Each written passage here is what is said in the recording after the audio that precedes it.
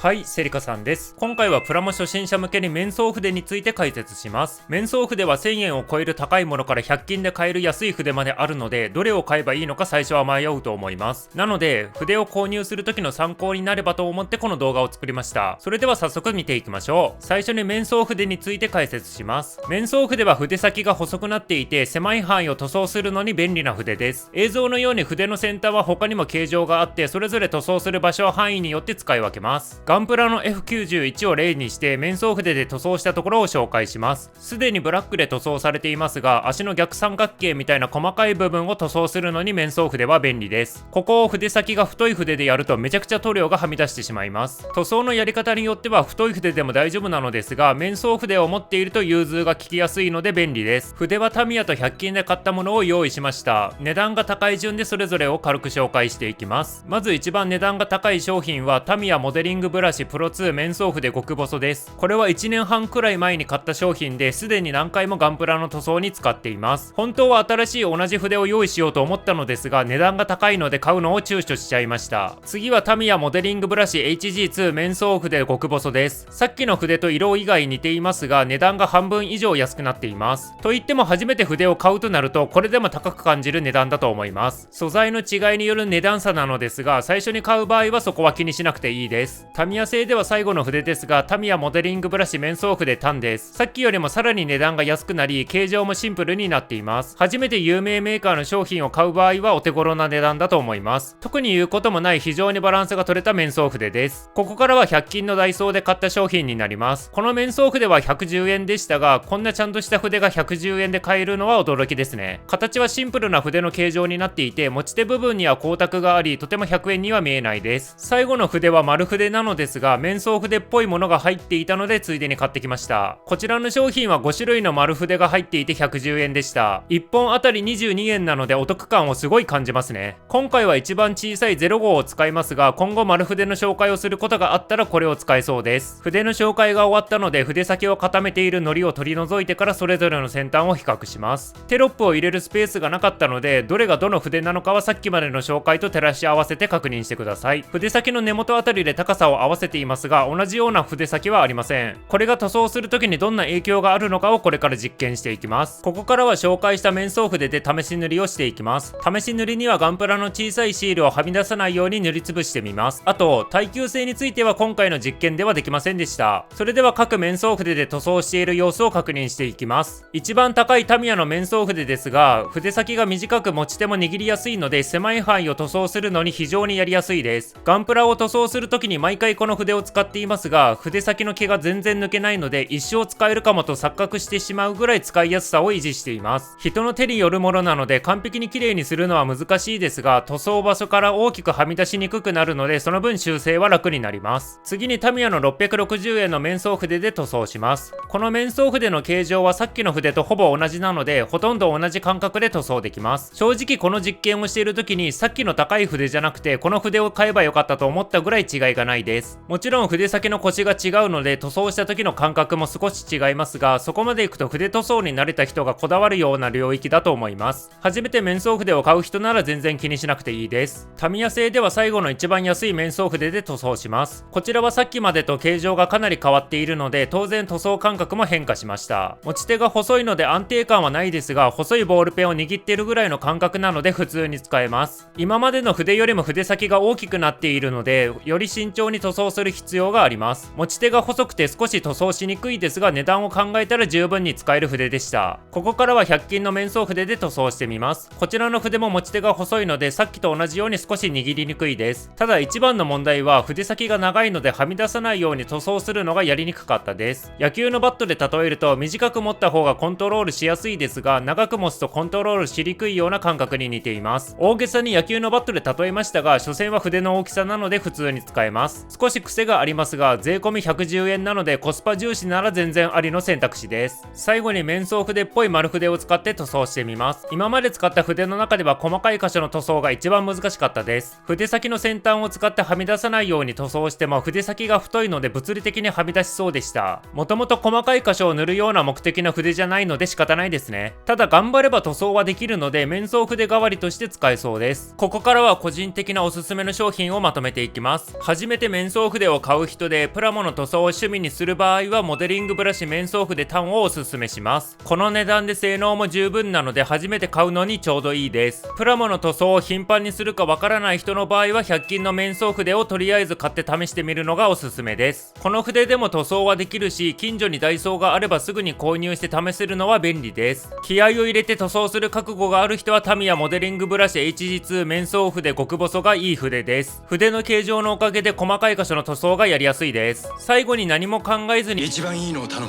をしたい人の場合はタミヤモデリングブラシプロ2面相筆極細を買っとけば問題ないです。これだけ高い筆を買えば今後もプラモを塗装するのが楽しく作業できるかもしれません。今回紹介した以外にもたくさん面相筆の種類があるので全部試すことはできませんが、似た形状の筆を購入する時の参考になれば幸いです。それでは次の動画でまたお会いしましょう。